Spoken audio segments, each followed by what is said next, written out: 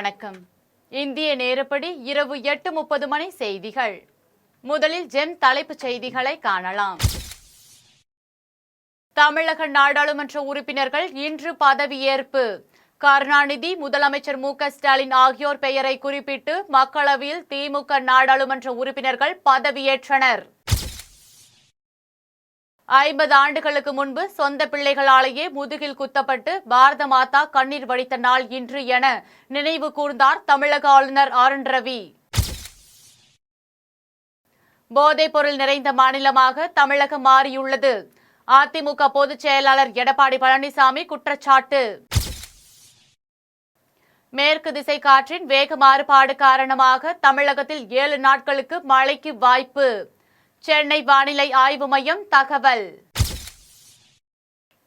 மறைந்த முன்னாள் முதலமைச்சர் கருணாநிதி, முதலமைச்சர் மு.க.ஸ்டாலின் ஆகியோர் பெயரை குறிப்பிட்டு மக்களவையில் திமுக நாடாளுமன்ற உறுப்பினர்கள் பதவியேற்றுக் கொண்டனர். 18வது நாடாளுமன்ற மக்களவை நேற்று கூடியது. பிரதமர் நரேந்திர மோடியை தொடர்ந்து மத்திய அமைச்சர்களும் நாடாளுமன்ற உறுப்பினர்களும் பதவியேற்றுக் கொண்டனர். 2வது நாளாக இன்று மக்களவை கூடியதும் தமிழகம், புதுச்சேரியை சேர்ந்த 40 நாடாளுமன்ற உறுப்பினர்கள் அடுத்தடுத்து பதவியேற்றுக் கொண்டனர். கையடக்க அரசியல் சாசன புத்தகத்தை ஏந்தியபடி தமிழக நாடாளுமன்ற உறுப்பினர்கள் தமிழில் பதவியேற்றுக் கொண்டனர். அப்போது மறைந்த முன்னாள் முதலமைச்சர் கருணாநிதி, முதலமைச்சர் மு.க.ஸ்டாலின், உதயநிதி ஸ்டாலின் ஆகியோர் பெயர்களை குறிப்பிட்டு பதவியேற்றனர். கதிர் ஆனந்த், சசிகாந்த், செந்தில் உள்ளிட்ட நாடாளுமன்ற உறுப்பினர்கள் பதவியேற்ற போது வருங்காலம் எங்கள் உதயநிதி ஸ்டாலின் வாழ்க, தமிழ்நாடு மு.க.ஸ்டாலின் வாழ்க என முழக்கமிட்டனர். பதவியேற்றதும் நீட் தேர்வை தடை செய்ய வேண்டும் என்று நாடாளுமன்ற உறுப்பினர் தயாநிதி மாறன் முழக்கமிட்டார். திருவள்ளூர் நாடாளுமன்ற உறுப்பினர் சசிகாந்த், செந்தில் தமிழில் பதவியேற்றுக் கொண்டார். தலித்துகள், சிறுபான்மையினர் மீதான தாக்குதலை நிறுத்துக என அவர் கூறியதும் பாஜக நாடாளுமன்ற உறுப்பினர்கள் எதிர்ப்பு தெரிவித்தனர். தமிழில் பதவியேற்ற தொல் திருமாவளவன் ஜனநாயக வாழ்க, அரசியல் சாசனம் வாழ்க என ஆங்கிலத்தில் குறிப்பிட்டார். 50 ஆண்டுகளுக்கு முன்பு சொந்த பிள்ளைகளாலேயே முதுகில் குத்தப்பட்டு பாரத மாதா கண்ணீர் வடித்த நாள் என தமிழக ஆளுநர் ஆர்.என். ரவி தெரிவித்துள்ளார். இது தொடர்பாக தமிழக ஆளுநர் ஆர்.என். ரவி தனது எக்ஸ் தளத்தில் பதிவு ஒன்றை வெளியிட்டுள்ளார். அதில் 50 ஆண்டுகளுக்கு முன்பு 1975ஆம் ஆண்டு ஜூன் 25ஆம் தேதியன்று இதே நாளில் அரசியலமைப்பை குப்பையில் போட்டு குடிமக்களின் அடிப்படை உரிமைகளை முடக்கி ஊடகங்களின் வாயை கட்டி நீதித்துறையை அடக்கிய சர்வாதிகாரியின் காலடியில் நமது ஜனநாயகம் எவ்வாறு நசுக்கப்பட்டது என்பதை தேசம் அதிர்ச்சியுடனும் திகிலுடனும் நினைத்து பார்க்கிறது என்று ஆளுநர் ஆர்.என். ரவி தெரிவித்துள்ளார். மேலும் ஆயுதம் ஏந்திய ராணுவத்தினர் எங்கள் விடுதிக்குள் புகுந்து ரைபிள் துப்பாக்கிகளின் கைப்பிடிகளால் தாக்கி புத்தகங்கள், உடைகளை கூட எடுத்துச் செல்ல அனுமதிக்காமல் எங்களை வெளியேற்றிய நாளை நானும் எனது பல்கலைக்கழக நண்பர்களும் எப்படி மறக்க முடியும் என்றும் சொந்த பிள்ளைகளாலேயே முதுகில் குத்தப்பட்டு பாரத மாதா கண்ணீர் வடித்த நாள் அது எனவும் நமது தேசிய வரலாற்றின் இந்த கருப்பு அத்தியாயம் மீண்டும் நடைபெறாமல் இருக்கும் வகையில் நமது தாய்நாட்டின் கண்ணியத்தையும் ஜனநாயகத்தையும் பாதுகாப்பதற்கான உறுதியுடன் இந்த நாளில் துக்க அனுசரிப்போம் என்று எக்ஸ் தளப்பதிவில் தமிழக ஆளுநர் ஆர்.என். ரவி தெரிவித்துள்ளார். போதைப் பொருள் நிறைந்த மாநிலமாக தமிழகம் மாறியுள்ளது என்று அதிமுக பொதுச் செயலாளர் எடப்பாடி பழனிசாமி குற்றம் சாட்டியுள்ளார். விஷச்சாராய விவகாரம் தொடர்பாக சட்டசபையில் அமளியில் ஈடுபட்ட அதிமுகவினர் தொடர்ந்து வெளிநடப்பு செய்தனர். இதனைத் தொடர்ந்து கிண்டியில் உள்ள ஆளுநர் மாளிகையில் எடப்பாடி பழனிசாமி தலைமையில் அதிமுக சட்டமன்ற உறுப்பினர்கள் மற்றும் நாடாளுமன்ற உறுப்பினர்கள் இன்று ஆளுநரை சந்தித்து கள்ளச்சாராயம் விவகாரம் தொடர்பாக மனு அளித்தனர்.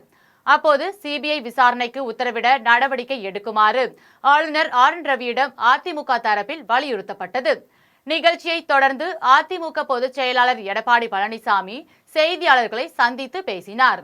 அப்போது கள்ளக்குறிச்சி விஷச்சாராய மரணம் மிக மோசமானது. ஆளுங்கட்சியினர் ஆதரவு இல்லாமல் கள்ளச்சாராயம் விற்பனை நடைபெற வாய்ப்பு இல்லை என்றும் மரக்காணம் கள்ளச்சாராய வழக்கை சிபிசிஐடி விசாரித்தது. அது பலனளிக்கவில்லை. தற்போது நடைபெறும் கள்ளச்சாராய ரெய்டுகளை முன்கூட்டியே செய்திருக்கலாம் எனவும் வனத்துறை அதிகாரிகளிடமும் விசாரணை நடத்த வேண்டும். வனத்துறை அதிகாரிகளுக்கு தெரியாமல் கள்ளச்சாராயம் காய்ச்ச வாய்ப்பு இல்லை எனவும் ஒரு நபர் விசாரணை ஆணையம் மூலம் நியாயம் கிடைப்பது சந்தேகம்தான் எனவும் உளவுத்துறை தோல்வி அடைந்து விட்டதா என கேள்வி எழுப்பிய அவர், போதைப் பொருட்கள் நிறைந்த மாநிலமாக தமிழகம் மாறியுள்ளது. மாநில காவல்துறையினர் விசாரித்தால் நியாயம் கிடைக்காது என்றும் தெரிவித்தார். மேலும் கள்ளக்குறிச்சி சம்பவத்திற்கு பொறுப்பேற்று முதலமைச்சர் மு.க.ஸ்டாலின் ராஜினாமா செய்ய வேண்டும் என்றும், கள்ளச்சாராய சம்பவத்தை சிபிஐ விசாரித்தால் மட்டுமே நியாயமாக விசாரணை நடைபெறும் என்றும் எடப்பாடி பழனிசாமி தெரிவித்துள்ளார். மேற்கு திசை காற்றின் வேக மாறுபாடு காரணமாக தமிழகத்தில் 7 நாட்களுக்கு மழைக்கு வாய்ப்புள்ளது என்று சென்னை வானிலை ஆய்வு மையம் அறிவித்துள்ளது. இது தொடர்பாக சென்னை வானிலை ஆய்வு மையம் செய்தி வெளியிட்டுள்ளது.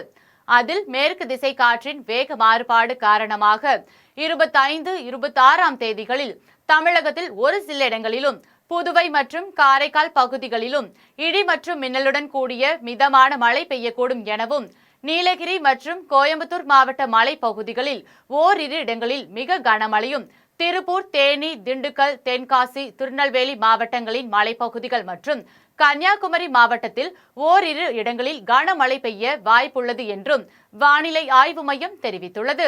மேலும் 27ஆம் தேதி முதல் ஜூலை 1ஆம் தேதி வரை தமிழகத்தில் ஒரு சில இடங்களிலும், புதுவை மற்றும் காரைக்கால் பகுதிகளிலும் இடி மற்றும் மின்னலுடன் கூடிய லேசானது முதல் மிதமான மழை பெய்யக்கூடும் என்றும், சென்னையை பொறுத்தவரை அடுத்த 24 மணி நேரத்திற்கு வானம் ஓரளவு மேகமூட்டத்துடன் காணப்படும் என்றும், நகரின் ஒரு சில பகுதிகளில் மாலையிலும் இரவு வேளையிலும் இடி மற்றும் மின்னலுடன் கூடிய மிதமான மழை பெய்ய வாய்ப்புள்ளது என்றும் சென்னை வானிலை ஆய்வு மையம் தெரிவித்துள்ளது.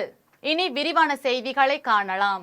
பெரியார் பிறந்த நாளான செப்டம்பர் 17ஆம் தேதியன்று விடுதலை சிறுத்தைகள் கட்சி சார்பில் 5 லட்சம் பெண்கள் மட்டுமே கலந்து கொள்ளும் தேசிய அளவிலான மதுவிலக்கு மாநாடு நடைபெற உள்ளதாக விடுதலை சிறுத்தைகள் கட்சியின் தலைவர் தொல் திருமாவளவன் தெரிவித்துள்ளார். கள்ளக்குறிச்சியில் விசச்சாராயம் குடித்து 55க்கும் மேற்பட்டோர் உயிரிழந்த சம்பவத்திற்கு கண்டனம் தெரிவித்து சென்னை வள்ளுவர் கோட்டத்தில் விடுதலை சிறுத்தைகள் கட்சியின் தலைவர் தொல் திருமாவளவன் தலைமையில் கண்டன ஆர்ப்பாட்டம் நடைபெற்றது. ஆர்ப்பாட்டத்தில் மார்க்சிஸ்ட் கம்யூனிஸ்ட் கட்சியின் மத்திய குழு உறுப்பினர் ஜி. ராமகிருஷ்ணன், இந்திய கம்யூனிஸ்ட் கட்சியின் மாநில துணை செயலாளர் வீரபாண்டியன் உள்ளிட்டோர் கலந்து கொண்டு டாஸ்மாக் கடைகளை இழுத்து மூட வேண்டும் என வலியுறுத்தி கையெழுத்திட்டனர்.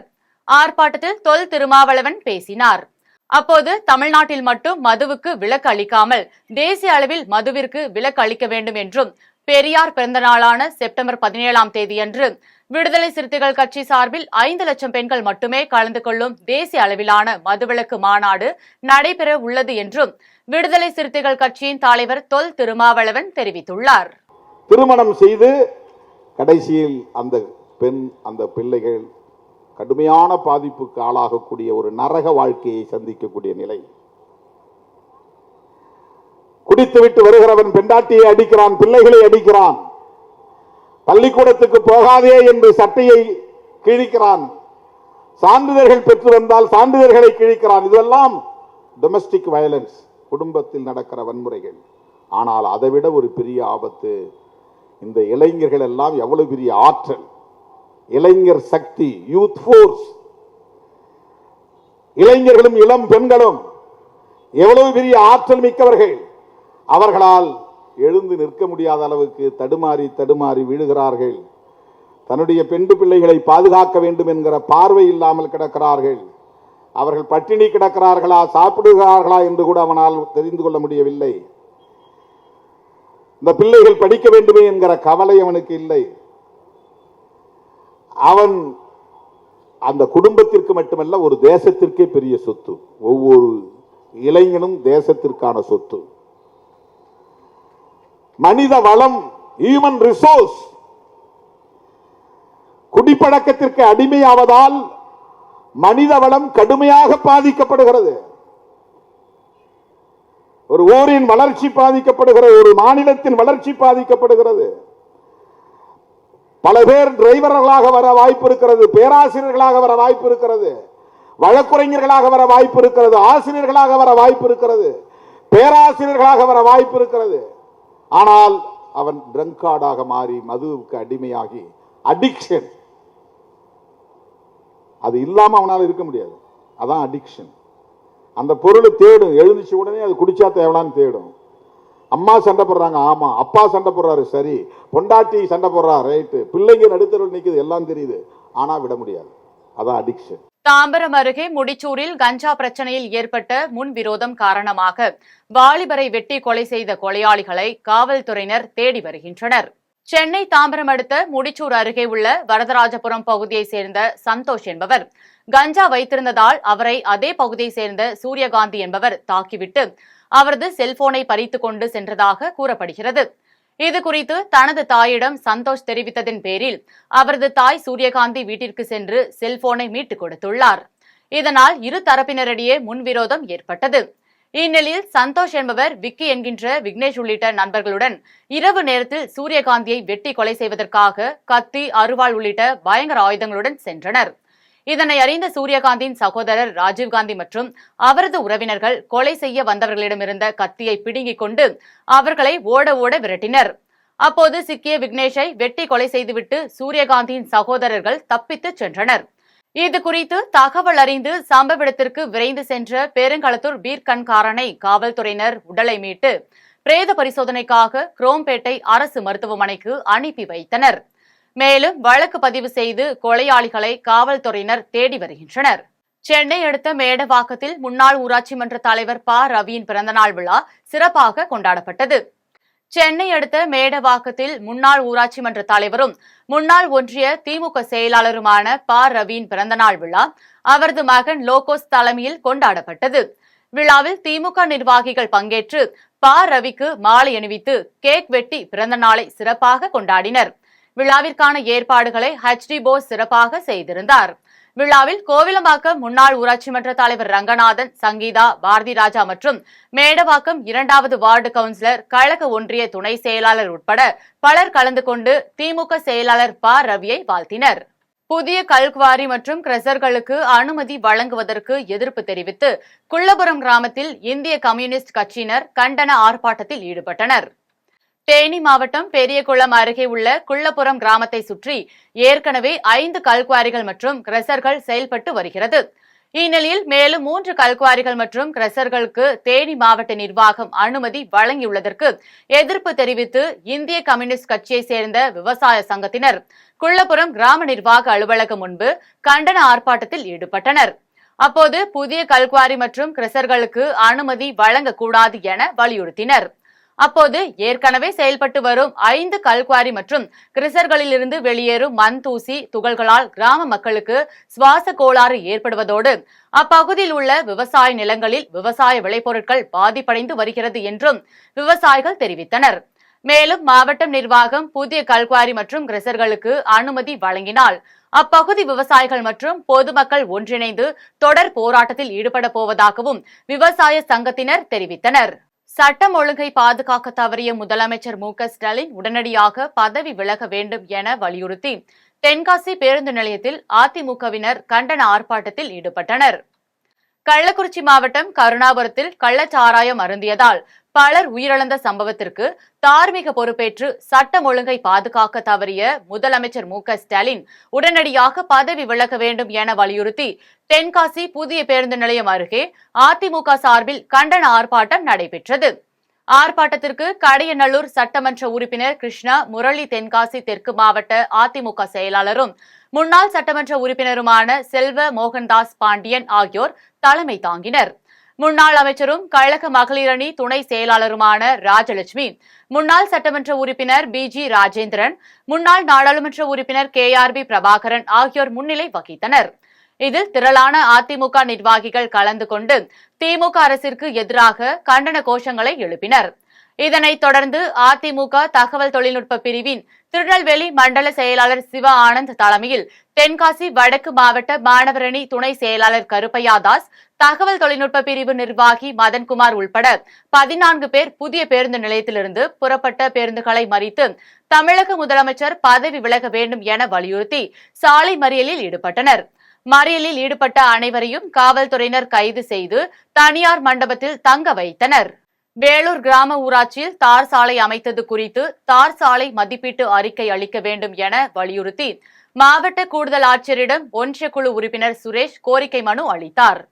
திருவாரூர் மாவட்டம் திருத்துறைப்பூண்டி ஒன்றியத்திற்கு உட்பட்ட வேலூர் கிராமம் ஊராட்சியில் தார் சாலை அமைத்தது குறித்தும் திருத்துறைப்பூண்டி வட்டார வளர்ச்சி அலுவலர் மற்றும் ஒன்றிய பொறியாளர் ஆகியோரிடம் தொலைபேசி வாயிலாகவும் கடிதம் மூலமாகவும் தொடர்பு கொண்டு ஒன்றிய குழு உறுப்பினர் சுரேஷ் தார் சாலை மதிப்பீட்டு அறிக்கை கேட்டுள்ளார்.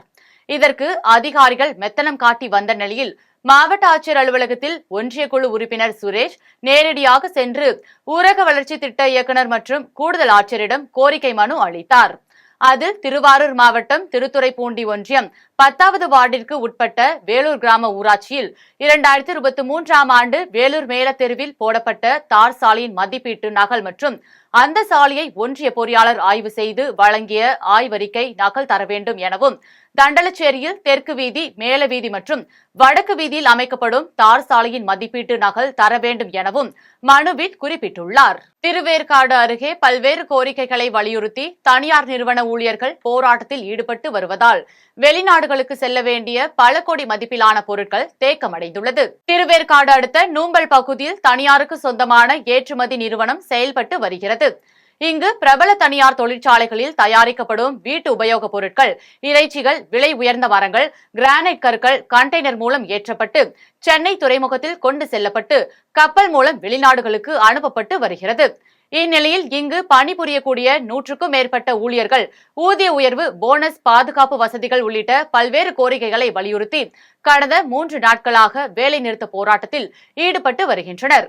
இதனால் துறைமுகத்திற்கு செல்ல வேண்டிய கண்டெய்னர் லாரிகள் செல்ல முடியாமல் ஊழியர்கள் சிறைப்பிடித்துள்ளதால் பல கோடி மதிப்பிலான பொருட்கள் உரிய நேரத்தில் செல்ல முடியாமல் தேங்கி கிடக்கிறது. இதனால் கண்டெய்னர் மூலம் பொருட்களை அனுப்பிய நபர்களும் ஏற்றுமதி நிறுவனமும் போராட்டத்தில் ஈடுபட்டு வரும் தொழிலாளர்களிடம் பேச்சுவார்த்தையில் ஈடுபட்டனர். இருப்பினும் பேச்சுவார்த்தையில் உரிய உடன்பாடு எட்டப்படாத நிலையில் தொடர்ந்து போராட்டத்தில் ஈடுபட்டு வருவதால் வெளிநாடுகளுக்கு செல்ல வேண்டிய பல கோடி மதிப்பிலான பொருட்கள் தேக்கமடைந்துள்ளது. இது குறித்து தகவல் அறிந்து சம்பவ இடத்திற்கு வந்து மதுரவாயல் காவல்துறையினர் போராட்டத்தில் ஈடுபட்டு வரும் தொழிலாளர்களிடம் பேச்சுவார்த்தை நடத்தி வருகின்றனர். இதனிடையே உரிய நேரத்தில் பொருட்கள் வெளிநாடுகளுக்கு செல்லவில்லை என்றால் இந்திய ரூபாய்க்கு மதிப்பில்லாமல் வெளிநாட்டு ரூபாய் மதிப்பில் அபராதம் விழும் எனவும், பல கோடி மதிப்பிலான பொருட்கள் தேக்கமடைந்துள்ளதால் ஏற்றுமதி தொழில் பாதிக்கப்படும் எனவும் நிறுவன நிர்வாகிகள் புகார் தெரிவித்துள்ளனர். எங்கள் தரப்பில் வந்துட்டு நாங்கள் முன்கூட்டியே சொல்லிட்டோம். அதாவது ஸ்ட்ரைக்குன்னா எந்த ஒரு இதுவும் அசைவும் இருக்காது, யாருமே இந்த வேலையை செய்யக்கூடாது. இதை லேபர் கமிஷன் முன்னாடியே அந்த லேபர் ஆஃபீஸில் என்ன சொல்லிட்டாங்க, இது ப்ராப்ளம் பெருசாகவும் கூப்பிட்டு வச்சு சீக்கிரமாக முடிச்சிடுங்க லேபர் பிரச்சனைன்னு சொல்லிட்டாங்க. இவங்க அப்பவும் வந்து செவி சாய்க்கல, கேர்லெஸ்ஸாக விட்டாங்க. கொடியை அறுத்துறாங்க. இப்போ வந்து எந்த ஒரு கொடியில் கையை வைக்கக்கூடாது. ஆனால் இவங்க கொடியை வந்துட்டு உள்ளே பூந்தா இருக்கிறாங்க.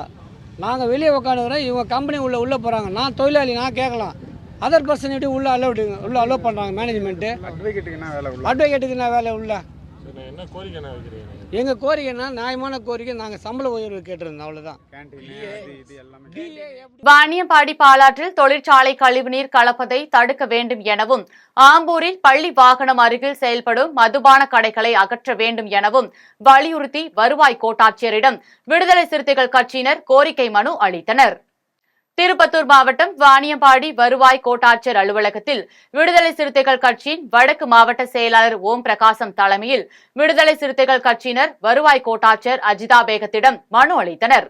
அதில் பாலாற்றில் தோல் தொழிற்சாலை கழிவுநீர் கலப்பதை தடுக்க வேண்டும் எனவும், ஆம்பூரில் பள்ளி வளாகத்தின் அருகே ஒரே இடத்தில் 3 டாஸ்மாக் கடைகள் இருப்பதால் குடிமக்கள் குடித்துவிட்டு மாணவ மாணவிகளுக்கும் பெண் தொழிலாளர்களுக்கும் இடையூறு செய்து வருவது வழக்கமாக உள்ளதால் மதுபான கடைகளை அகற்ற வேண்டும் எனவும் மனு அளித்தனர்.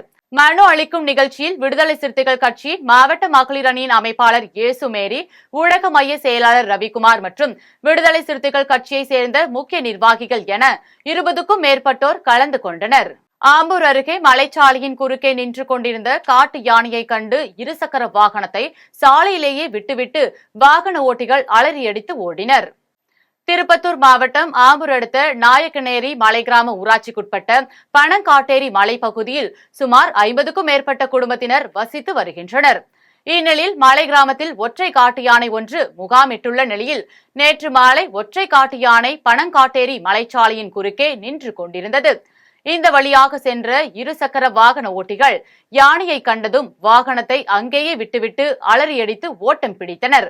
மேலும் யானை மலைப்பகுதியில் நடமாடும் வீடியோ சமூக வலைதளங்களில் வைரலாகி வரும் நிலையில் அச்சமடைந்து வரும் மலை கிராம மக்கள் யானையை அடர்ந்த வனப்பகுதியில் விரட்டிட வேண்டும் என வனத்துறையினருக்கு கோரிக்கை விடுத்துள்ளனர்.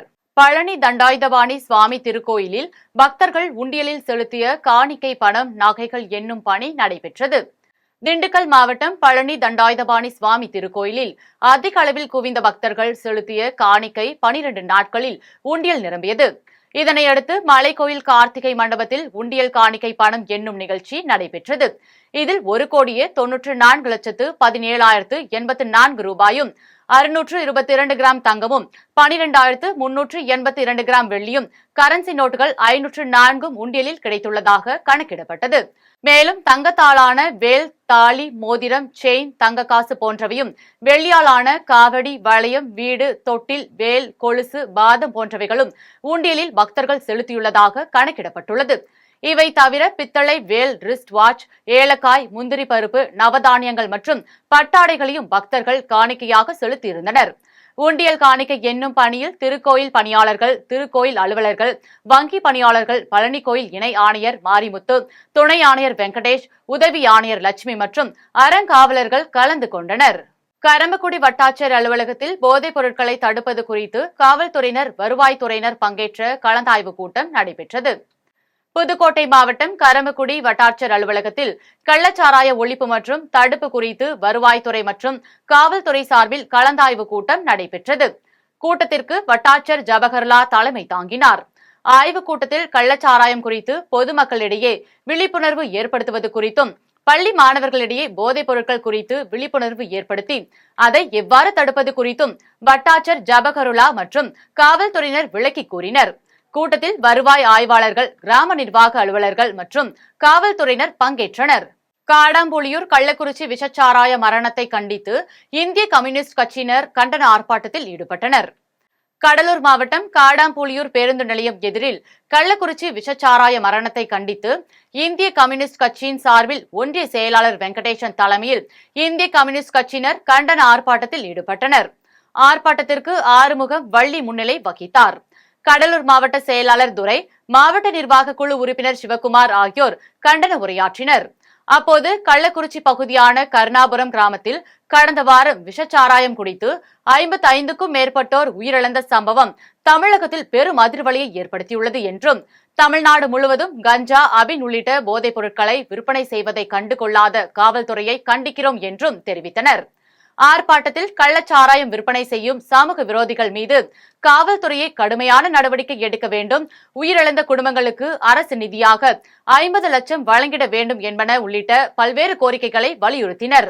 இதில் 100க்கும் மேற்பட்ட இந்திய கம்யூனிஸ்ட் கட்சி நிர்வாகிகள் கலந்து கொண்டனர்.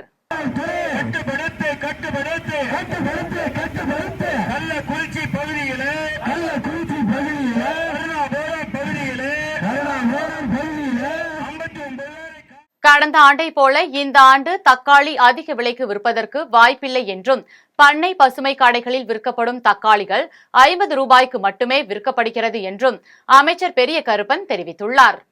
சென்னை தலைமை செயலகத்தில் கூட்டுறவுத்துறை அமைச்சர் பெரிய கருப்பன் செய்தியாளர்களை சந்தித்து பேசினார். அப்போது தமிழகத்தில் உள்ள அரசு காலி பணியிடங்களை படிப்படியாக நிரப்பப்படும் என்று 3 ஆண்டுகளுக்கு முன்னரே தேர்தல் வாக்குறுதியில் முதலமைச்சர் தெளிவாக சொல்லியிருக்கிறார் என்றும், ஏதோ வாய்க்கு வந்த வாக்குறுதிகளை கூறிவிட்டு அதை செய்யாமல் சென்றவரல்ல, சொல்லாத பல வாக்குறுதிகளையும் முதலமைச்சர் மு.க.ஸ்டாலின் செய்து கொண்டிருக்கிறார் என்றும், தற்போது முதலமைச்சர் கரங்களால் கூட்டுறவுத்துறையில் 13 காலி பணியிடங்களை நிரப்புவதற்கு நியமன ஆணை வழங்கியுள்ளார் என்றும் கூட்டுறவுத்துறை அமைச்சர் பெரிய கருப்பன் தெரிவித்துள்ளார். துறையின் மூலமாக சேவைகள் விரைந்து பொதுமக்களுக்கு செய்வதற்கு ஏதுவாக இருக்கிறார். முதலமைச்சர் காலி பணியிடங்கள் பல்வேறு துறைகளில் நிரப்பப்படும் ஒரு அறிவிப்பு கொடுத்திருக்காரு. நமது துறையில் எவ்வளவு பணியிடங்கள் காலியா இருக்கு, அதை முடிக்கிறதுக்கு என்ன நடவடிக்கை எடுக்க போறோம்? இல்லை, எல்லாமே நான் தான் சொன்னேன். இப்போ இந்த அரசு பொறுப்பேற்ற பிறகு இதை 2 வகையான பணி நியமனங்கள் இருக்கு. தமிழ்நாடு அரசு தேர்வாணையம் மூலம் தேர்ந்தெடுக்கப்பட்டு பணியமர்த்தப்படுபவர்கள் இருக்கிறார்கள். Junior inspector, senior inspector, CSR, இன்னும் இது போன்ற டிஆர், இந்த பதவிகளுக்கெல்லாம் தேர்வாணையம் மூலமாக தேர்வு செய்யப்படுவார்கள்.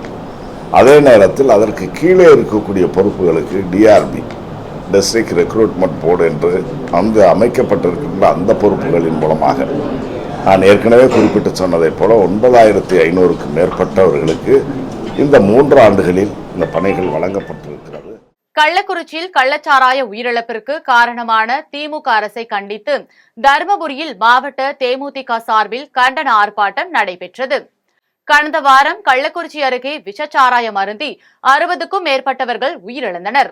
இந்நிலையில் கள்ளச்சாராயத்தை கட்டுப்படுத்தாத திமுக அரசை கண்டித்து தருமபுரி மாவட்ட ஆட்சியர் அலுவலகம் அருகே தேமுதிக மாவட்ட செயலாளர் குமார் தலைமையில் 100க்கும் மேற்பட்ட தேமுதிக தொண்டர்கள் கண்டன ஆர்ப்பாட்டத்தில் ஈடுபட்டனர். ஆர்ப்பாட்டத்தில் மீனவர் அணி மாநில துணை செயலாளர் நிஜாமுதீன் சிறப்பு அழைப்பாளராக பங்கேற்று திமுக அரசிற்கு எதிராக கண்டன கோஷங்களை எழுப்பினார். கள்ளச்சாராய வியாபாரிகளுக்கு ஆயுள் தண்டனை வழங்கிடு,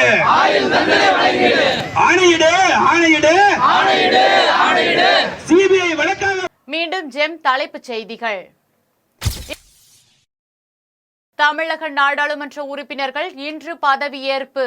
கருணாநிதி, முதலமைச்சர் மு.க.ஸ்டாலின் ஆகியோர் பெயரை குறிப்பிட்டு மக்களவையில் திமுக நாடாளுமன்ற உறுப்பினர்கள் பதவியேற்றனர். 50 ஆண்டுகளுக்கு முன்பு சொந்த பிள்ளைகளாலேயே முதுகில் குத்தப்பட்டு பாரத மாதா கண்ணீர் வடித்த நாள் இன்று என நினைவு கூர்ந்தார் தமிழக ஆளுநர் ஆர்.என். ரவி. போதைப் பொருள் நிறைந்த மாநிலமாக தமிழகம் மாறியுள்ளது. அதிமுக பொதுச் செயலாளர் எடப்பாடி பழனிசாமி குற்றச்சாட்டு. மேற்கு திசை காற்றின் வேக மாறுபாடு காரணமாக தமிழகத்தில் 7 நாட்களுக்கு மழைக்கு வாய்ப்பு. சென்னை வானிலை ஆய்வு மையம் தகவல். இத்துடன் ஜெம் செய்திகள் நிறைவடைகின்றன. மீண்டும் ஜெம் செய்திகள் நள்ளிரவு 12 மணிக்கு. உடனுக்குடன் செய்திகளை காண GemLive.tv என்ற இணையதளத்தில் இணைந்திருங்கள். நன்றி, வணக்கம்.